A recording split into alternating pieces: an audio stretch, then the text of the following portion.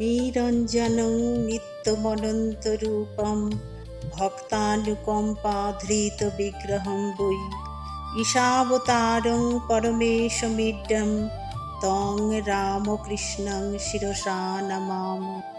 ঠাকুর, মা ও স্বামীজিকে আমার ভক্তিপূর্ণ প্রণাম জানিয়ে আজ পাঠ করব পরম পুরুষ শ্রী শ্রী রামকৃষ্ণ, পর্ব নম্বর 38।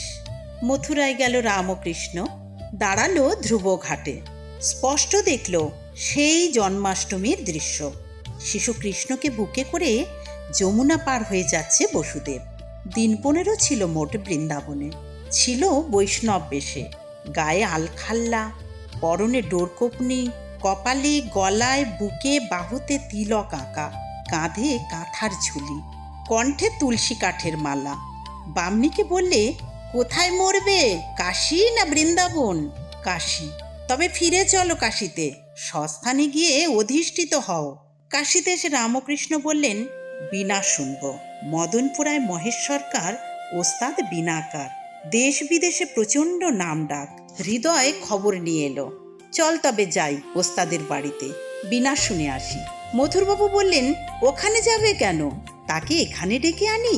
ফরমাস মতো শোনো, তোমার যত ইচ্ছে। রাখো তোমার মিথ্যে মর্যাদার চটকদারি, এত বড় যে বাজিয়ে, সে তো প্রকাণ্ড সাধক, তার খেয়াল রাখো। স্বয়ং বিশ্বযন্ত্রী ঈশ্বর তার স্পর্শে এসে ঝঙ্কৃত হচ্ছেন, সে তো বিভূতিভূষিত। চল রে হৃদু, শুনে আসি। যাই শোনা তাই দেখা, যাহা শুনি কর্ণপটে, সকলে মার মন্ত্র বটে।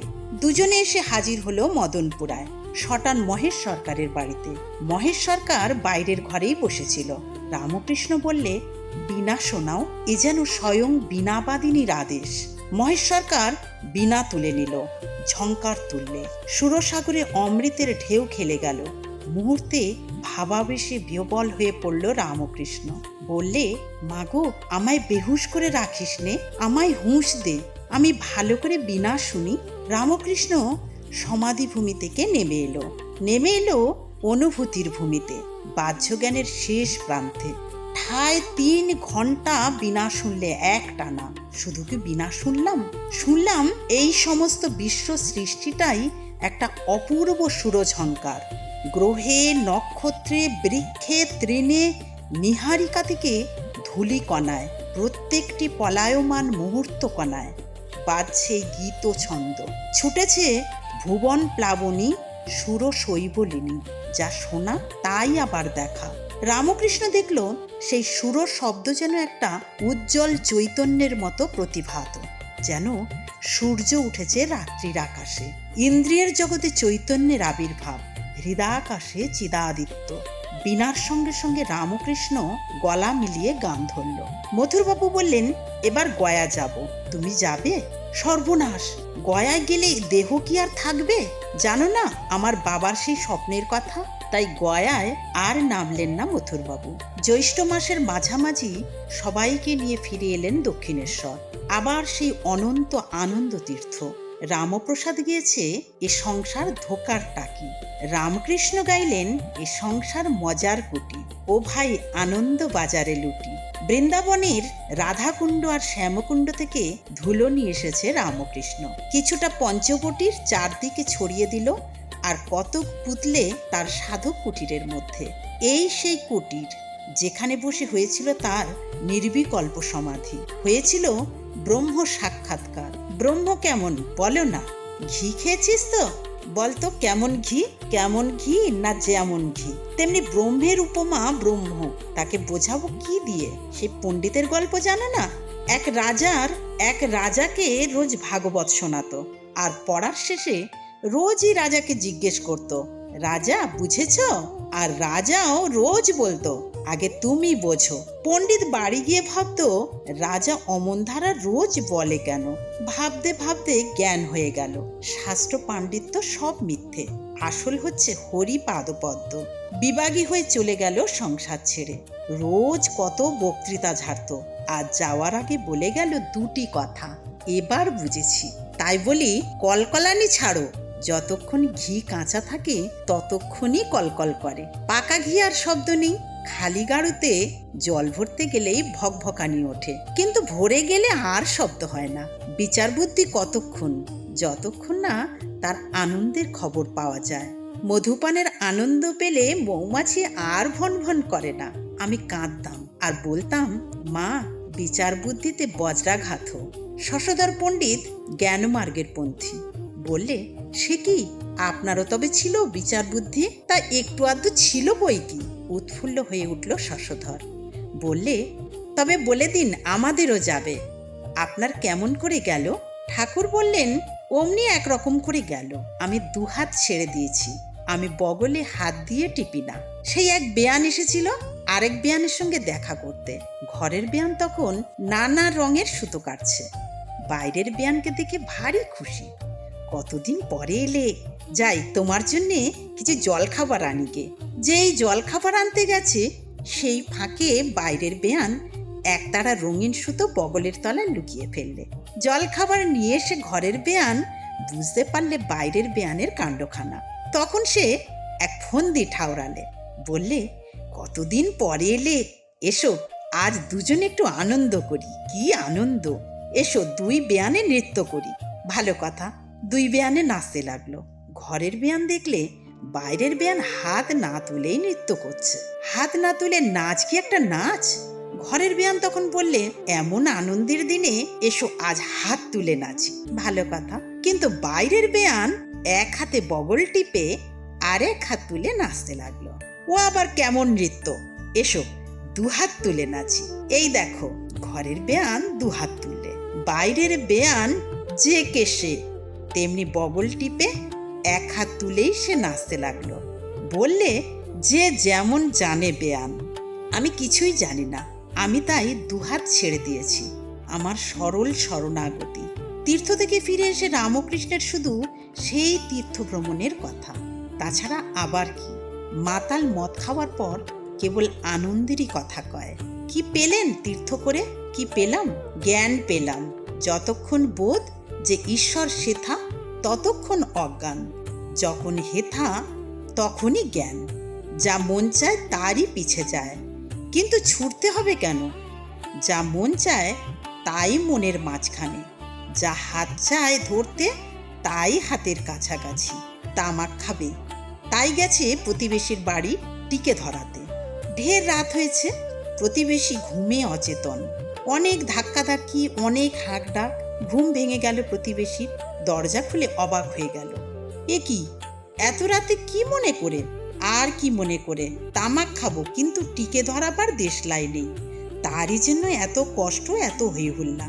তোমার হাতে যে লণ্ঠন রয়েছে, সে আছে কি করতে? হৃদাকাশে চিদাদিত্য। চলেছি আমরা, তবে আর কোন দেশে কোনো সূর্যের সন্ধানে। কথাটা এই, বুড়ি ছুঁয়ে যা ইচ্ছে করো, ব্রহ্মজ্ঞান লাভ করে তারপর লীলা আস্বাদন করে বেড়াও। শুধু শহরে এসে হেথা হোথা ঘোরাঘুরি করে নানা রকম আমোদ করে বেড়াচ্ছে। পথে আরেক মুসাফির সাধুর সঙ্গে দেখা। মুসাফির বললে, এত যে চারদিকে রং দেখে বেড়াচ্ছ, তা তোমার পোটলা পুটলি কোথায় রাখলে? কেন, আগে বাসা ঠিক করলাম, তালা চাবি কিনলাম, পরে পোটলা পুটলি ঘরের মধ্যে চাবি দিয়ে বন্ধ করলাম, বদ্ধ ঘরে রেখে তবে আমোদ করতে বেরিয়েছি। জানো, শ্বশুর বাড়ি গিয়েছিলাম, সেখানে খুব সংকীর্তন হলো, বহু লোকের আসর বসলো। মাকে বললুম, মা, এসব কি সত্য? সত্য যদি হয় তবে দেশের জমিদার কেন আসবে না? এসে গেল জমিদার। সেধে গায়ে পড়ে আদর করে কথা কইলে, ওরে হৃদু, একটি সুন্দরী ধরে নিয়ে আয়। হৃদয় তো অবাক। ওরে নিয়ে আয়, আমি পুজো করব। বুঝি মামির কথা মনে পড়ল হৃদয়ের। সেই তার পদ্মদল দিয়ে পাদপদ্ম পুজো করার কথা। কিন্তু কোথায় মামি? 14 বছরের একটি সুন্দরী সধবা কন্যা জোগাড় করলো হৃদয়, কোনো বাড়ির বউ বা মেয়ে। কিন্তু রামকৃষ্ণ দেখলো সাক্ষাৎ ভগবতী। পূজা করলে, প্রণাম করলে। ওরে, তোরা কেউ প্রণামীর টাকা এনে দে মাকে। তাতেও তৃপ্তি নেই রামকৃষ্ণের। যখন যে কুমারী মেয়ে কাছে পায়, তাকে ধরে এনে পূজা করে, হোক সে যত অকুলীন, যত অপরিচ্ছন্ন। শুদ্ধাত্মা কুমারীতেই ভগবতীর বেশি প্রকাশ। রামলীলা দেখতে গেল রামকৃষ্ণ। যারা রাম লক্ষ্মণ সেজেছিল, হনুমান বিভীষণ সেজেছিল, সবাইকে পুজো করতে বসলো। মনে হলো আসলে নকলে ভেদ নেই, নারায়ণই এসব মানুষের রূপ ধরে রয়েছেন। বৈষ্ণবচরণও তাই বলতো বলতো নরলীলায় বিশ্বাস হলেই তবে পূর্ণ জ্ঞান হবে। বকুলতলার ঘাটের কাছে একদিন দেখলো নীলাম্বরী পরে একটি মেয়ে দাঁড়িয়ে আছে। ঘরের মেয়ে না পথের মেয়ে নজর করে দেখতেও চাইল না। মুহূর্তে সীতার উদ্দীপনা এসে গেল। দেখলো সীতা লঙ্কা থেকে উদ্ধার পেয়ে রামের কাছে যাচ্ছে। এমন ভাবও দেখিনি, এমন রোগও দেখিনি, বলে হৃদয়রাম। বললে কি হয়, কেবল জমি জমি করে। এত যার সেবা পূজা করছে, তার সঙ্গে স্পর্শ যেন কিছু সফল হচ্ছে না। রামকৃষ্ণ তার হাতের জিনিস। রামকৃষ্ণের পায়ে কাউকে হাত ঠেকাতে দিতে পর্যন্ত সে নারাজ। তবু হাতে পেয়েও আঙ্গুলের ফাঁক দিয়ে বেরিয়ে যাচ্ছে রামকৃষ্ণ। হৃদয় টাকা খুঁজছে, জমি খুঁজছে, গরু খুঁজছে। একদিন ধরল গিয়ে শম্ভু মল্লিককে, বললে আমায় কিছু টাকা দাও। শম্ভু মল্লিকের ইংরেজি মত। বললে তোমায় কেন টাকা দিতে যাব? তোমার তো দিব্যি শরীর আছে, তুমি তো খেটে খেতে পারো। দিব্যি শরীর, যা হোক কিছু রোজগার তো করছো, তোমায় দেব কেন? যারা খুব গরিব কিংবা কানাখোড়া তাদের দিলে কাজ হয়। থাক মশাই, ঢের হয়েছে। হৃদয় ঝলসে উঠল। আমার টাকায় কাজ নেই, ঈশ্বর করুক আমায় যেন কানাখোড়া হতদরিদ্রের না হতে হয়। আপনারও দিয়ে কাজ নেই, আমারও নিয়ে কাজ নেই। ঘুরে দণ্ডবৎ মশাই। রামকৃষ্ণকে গিয়ে ধরল। কি এমন ভাবের ঢেউ দিয়েছে, তোমার মার কাছে গিয়ে কিছু সিদ্ধাই চাইতে পারো না? যাতে করে কিছু খাঁটি দ্রব্য লাভ হয় তার দিকে দৃষ্টি দিতে পারো না? তোমার এই ভাব নিয়ে কি অভাব মিটবে? আবার ধমকে উঠল রামকৃষ্ণ। তোর পাল্লায় পড়ে সিদ্ধাই চাইতে গিয়ে আমি যা দেখেছিলাম তা আমি ভুলিনি, জানিস তো? মাগনেশের ছোট হো যাতা। এমন যিনি ভগবান, তিনি যখন ভিক্ষে করতে বেরিয়েছিলেন তাকে বামন রূপ ধরতে হয়েছিল। কেন মিছিমিছি চাইতে গিয়ে ছোট হবি? রাখো সব তত্ত্বকথা, তত্ত্বকথায় পেট ভরে না। হৃদয় একটা এঁড়ে বাছুর কিনলে, ঘাস খাওয়ানোর জন্য নিত্যি সেটাকে বাগানে বেঁধে রাখে। কত যত্ন আত্তি করে, সোহাগ করে, গলায় পিঠে হাত বোলায়। রোজ ওটাকে ওখানে বেঁধে রাখিস কেন রে? জিজ্ঞেস করলো রামকৃষ্ণ। ওটাকে দেশে পাঠিয়ে দেব। কেন, সেখানে কি? বড় হলে সেখানেও লাঙল টানবে। কোথায় কামারপুকুর, শিয়র, আর কোথায় কলকাতা। বাছুরটা সেখানে যাবে ওই পথ ভেঙে, সেখানে গিয়ে বড় হবে, বড় হয়ে লাঙল টানবে। মূর্ছিত হয়ে পড়ল রামকৃষ্ণ।